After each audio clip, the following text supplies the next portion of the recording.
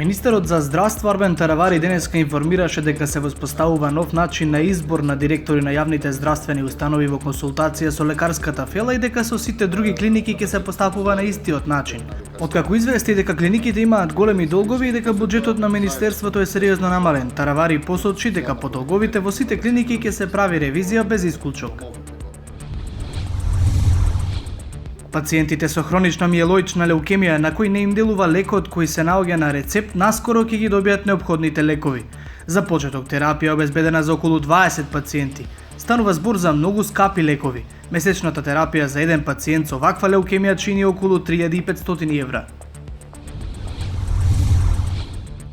Белгискиот министер за внатрешни работи Јан Јампон изјави дека бил спречен сериозен напад, откако бомбаш самоубиец кој планирал да детонира голема бомба предизвика само мала експлозија на железничка станица во Брисел.